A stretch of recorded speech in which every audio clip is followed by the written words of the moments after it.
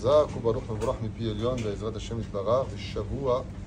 Tov, on arrive à grands pas devant cette fête de Rosh Hashanah, Chaim Tovim ou Shalom, Sheniske Kulanu, le Chetem, le Sefer Chaim, ve Shalom, le Altar. À propos des lois que nous avons vues ce Shabbat, deux questions ont été posées. La première, a-t-on le droit, quand on est par exemple en France ou ailleurs, il y a ce qu'on appelle les billes d'ordures murales. Est-ce qu'on a le droit pendant Shabbat de prendre son sac d'ordures et de le mettre à l'intérieur et ensuite ça descend dans un espèce de siphon, comme ça, une espèce de tuyau pour arriver dans une poubelle qui se trouve en général dans le parking en bas. C'est là qui a été posée. La réponse est oui, on peut pendant Shabbat pour plusieurs raisons. La première, c'est qu'on ne fait pas Mireshut Ayachid, Mireshut Arabim, ce n'est pas de l'endroit privé à l'endroit public, c'est carmélite, puisque l'immeuble malgré tout est fermé. Deuxièmement, il n'y a pas de Akira Be'anacha. Je prends, c'est vrai, et je le lâche. Donc il descend de par lui-même. Et pour finir, il y a aussi ce qu'on appelle Kvod Abriot. Ce n'est pas agréable d'avoir de mauvaises odeurs pour quelqu'un qui est Shomer Shabbat Bimyuchad, en l'honneur de Shabbat Kodesh, Ken. Et la reine, oui, ce serait permis, puisque ces trois conditions sont présentes pour savoir si oui ou non on peut le faire.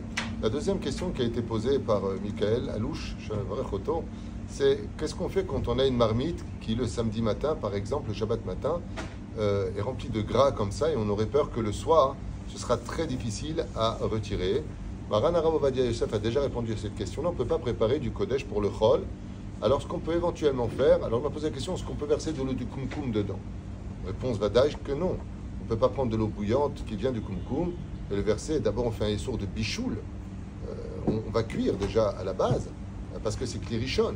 Mais ce que l'on peut faire, c'est be'akifin, c'est-à-dire que je place la marmite dans l'évier, que je verse de l'eau pour me rincer les mains, et l'eau tombera à l'intérieur de la marmite, qui sera d'une certaine façon plongée dans l'eau, et beaucoup plus facile à retirer, be'motzei Shabbat. Mais directement préparer ou mettre des produits, comme il m'a dit, est-ce qu'on a le droit de mettre des produits à l'intérieur? Atchouvaï, l'eau. Même si dans ce cas, il n'y a pas tircha yetera, c'est-à-dire il n'y a pas de grande fatigue, l'Amrot Hakol, il prépare vraiment du Kodesh pour le Chol. Donc on peut le faire de façon détournée. Et comme je lui ai expliqué, selon la Zvara du Rav Ovadia Yosef, contrairement au Rav Mordechai Eliaou, à propos du dout Shemesh, que l'eau elle est chauffée avant l'entrée de Shabbat, c'est que tu as fermé les tuyaux pour pas que ça re-rentre dans le dout Shemesh. À partir du moment où tes mains sous l'eau chaude peuvent tenir, Shayat sur le tepo, tu peux verser de l'eau chaude éventuellement, pas bouillante bien sûr, sinon tes mains tu vas les retirer. Tant que tes mains peuvent rester sous l'eau, tu te laves à l'eau chaude, comme c'est marqué Panav, Yadav, Veraglav. Le visage, les mains et les pieds peuvent être lavés à l'eau chaude. Dans ce cas-là, bien sûr, d'une eau qui a été chauffée avant Shabbat, pas pendant Shabbat. Et donc, à partir de ce moment-là, ça va tomber dans la marmite et c'est ce que tu peux faire au grand maximum.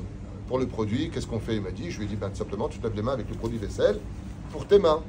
Et ça va tomber à l'intérieur. Be'akifin. Si on ne peut pas rentrer par la grande porte, il y a toujours une situation pour la petite fenêtre Be'ezrat Hashem.